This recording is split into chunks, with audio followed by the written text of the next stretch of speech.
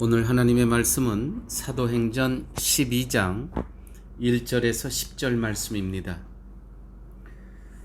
그때에 헤롯 왕이 손을 들어 교회 중 몇 사람을 해하려 하여 요한의 형제 야고보를 칼로 죽이니 유대인들이 이 일을 기뻐하는 것을 보고 베드로도 잡으려 할세 때는 무교절이라 잡음에 옥에 가두어 군사 내식인 네페에게 맡겨 지키고 6월절 후에 백성 앞에 끌어내고자 하더라.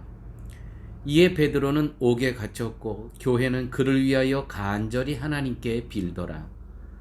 헤롯이 잡아내려고 하는 그 전날 밤에 베드로가 두 군사 틈에서 두 쇠사슬에 매워 누워 자는데 파수꾼들이 문 밖에서 옥을 지키더니 호련히 주의 사자가 곁에 서매 옥중에 광채가 조요하며 또 베드로의 옆구리를 쳐 깨워 가로되 급히 일어나라 하니 쇠사슬이 그 손에서 벗어지더라. 천사가 가로되 띠를 띠고 신을 들매라 하거늘 베드로가 그대로 하니 천사가 또 가로되 겉옷을 입고 따라오라 한데 베드로가 나와서 따라갈세 천사의 하는 것이 참인 줄 알지 못하고 환상을 보는가 하니라. 이에 첫째와 둘째 파수를 지나 성으로 통한 쇠문에 이르니 문이 절로 열리는지라. 나와 한 거리를 지나매 천사가 곧 떠나니라. 우리는 사도행전을 보면서 우리가 말씀을 나누면서 교회됨이 과연 무엇이며 교회의 능력이 무엇인가를 배워야 합니다. 흉년 속에서 자기를 지키기보다는 형제의 어려움을 먼저 생각합니다. 이것이 세상에서 볼 수 없는 교회의 능력입니다. 그래서 11장 25절에 보게 되면 사도행전 비로소 그리스도인이라. 세상 사람들이 칭찬하는 게 아니고요. 우리랑 다르다. 무엇인가가 다르다. 라는 뜻입니다. 그러므로 우리는 결코 세상으로부터 칭찬 들으려고 하면 안 됩니다. 우리와 다르다. 이것으로 충분한 겁니다. 하나님 보시기에 하나님 기뻐하는 우리의 행동으로 우리는 만족해야 된다는 것입니다. 교회의 능력은 자기의 상황과 자기의 형편을 보지 않는 겁니다. 자 보십시오. 세상에 흉년이 들었는데 안디옥 교회 교인이라고 흉년이 들지 않았겠습니까? 어떻게 그 인생의 흉년에 예루살렘 교회도 흉년이 든 그 형제들을 도와줄 수 있겠습니까? 나를 보면 할 수 있는 것이 아무것도 없습니다. 그러나 하나님의 능력을 보고 하나님을 의지할 때 우리는 하나님께 모든 것을 기도하며 맡기고 신뢰할 때 하나님께서 하시는 겁니다. 어떤 상황에서도 하나님이 살아계시고 하나님이 인도하신다는 믿음으로 존재하는 기관, 이 기관이 곧 교회라고 하는 겁니다. 그러므로 교회는 우리의 능력으로 우리의 존재됨으로 서가는 기관이 아닙니다. 오직 예수 그리스도께서 피값으로 사신 공동체의 머리 대신 예수 그리스도께서 인도하시는 겁니다. 사랑하는 여러분, 혹시 지금 도저히 불가능할 것 같은 상황에 혹시 지금 직면하고 계십니까? 나를 바라보면 답이 없습니다. 그러나 하나님의 능력을 의지해 보십시오. 내 힘으로는 할 수 있는 것 아무것도 없습니다. 그러나 이때 나를 보지 말고 우주를 창조하신 하나님, 나를 구원하신 하나님을 바라보는 겁니다. 이때 하늘의 길이 열리는 겁니다. 그러면 다 해결된 겁니다. 동서남북 다 갇혀 있습니다. 나갈 문이 없습니다.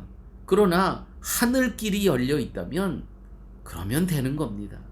그래서 교회는 기도 공동체입니다. 이럴 때 우리가 기도해야 됩니다.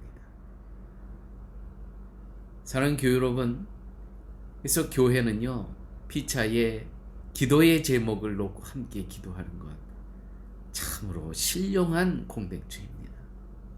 도저히 불가능합니다.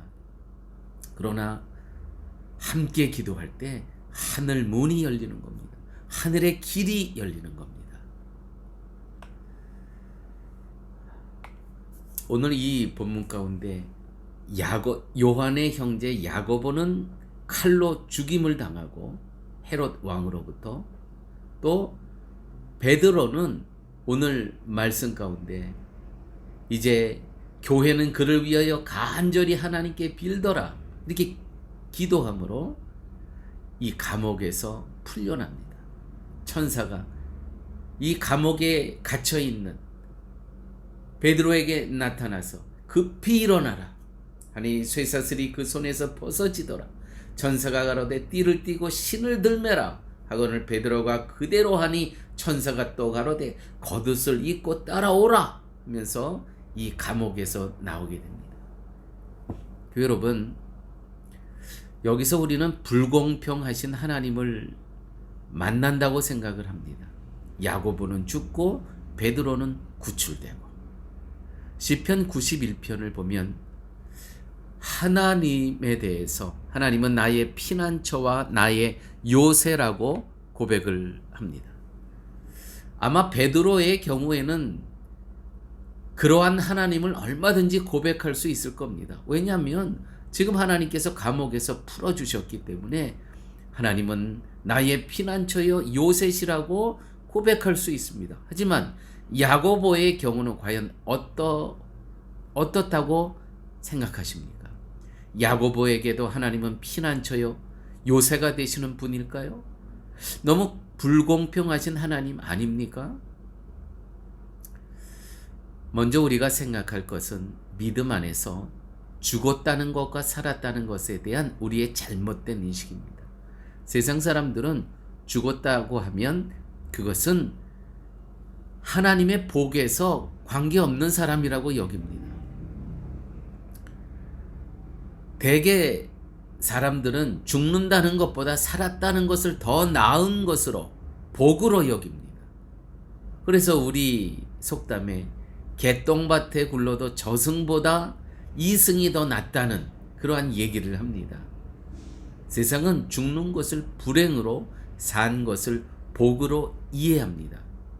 그렇기 때문에 순교한 야고보보다는 구출된 베드로가 더 낫다고 여기는 겁니다. 과연 그럴까요? 재물도 마찬가지입니다. 부자는 복을 받고 가난한 사람은 저주를 받은 겁니까? 건강도 마찬가지입니다. 저 사람은 암에 걸렸는데 나는 오늘 건강합니다. 나는 복 받았고 저 사람은 저주 받은 겁니까? 불행이 마찬가지입니다. 저 사람은 승진했고 나는 좌초됐습니다. 떨어졌습니다. 그러면 하나님은 저 사람에게 복을 준 거고 나에게는 하나님께서 벌을 주신 겁니까? 아니라는 것이죠. 하나님께서는요, 교회가 베드로만을 위해서 기도하지 않았습니다. 자, 보세요. 오늘 말씀 가운데 5절, 이에 베드로는 옥에 갇혔고 교회는 그를 위하여 간절히 하나님께 빌더라. 기도했더라. 야고보를 위해서는 기도 안 했겠습니까? 아닙니다.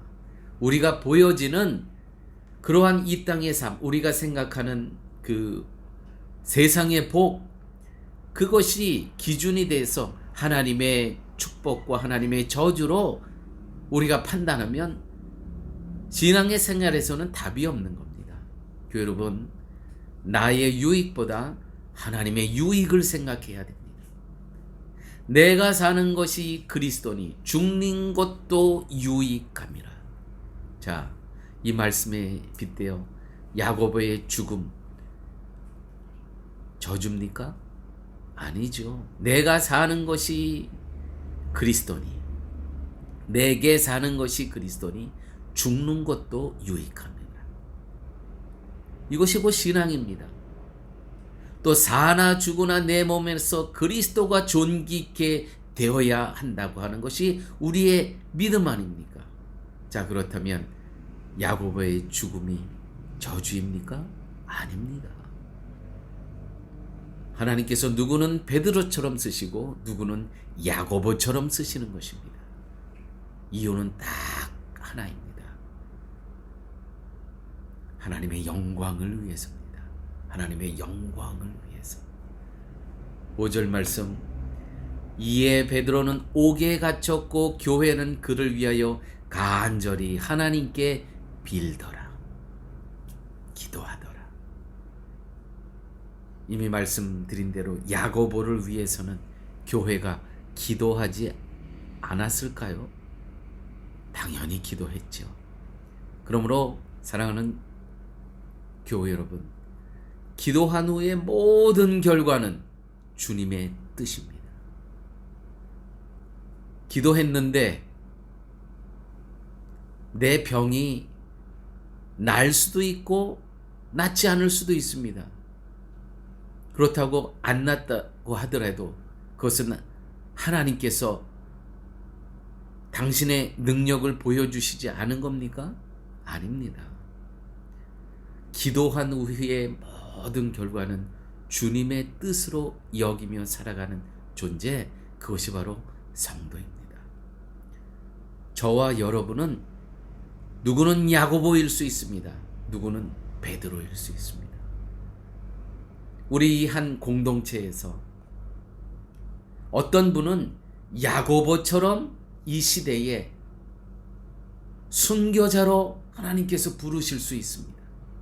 또 어떤 사람은 동시대의 사람이지만 감옥에서 풀려나는 베드로처럼 이 이후에 정말 생명을 내걸고 주님의 복음을 위해서 살아갈 사람도 또 있는 겁니다. 그러나 그 순간에 또 야고보처럼 죽임을 당할 수 있는 복음을 위해서 그런 사람도 있는 겁니다. 그러므로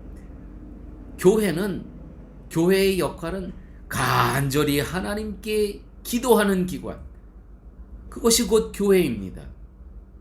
그 우리의 기도를 통해서 하나님께서 누구는 야고보처럼 쓰시고 누구는 베드로처럼 사용하실 것입니다. 그러므로 기도한 후에, 교회가 기도한 후에 모든 결과는 하나님의 뜻이라는 것 기억하시면서, 사랑하는 여러분, 내가 이 땅에 살다가 야고보처럼 순교당할 수 있습니다. 하나님께 영광 돌리는 겁니다.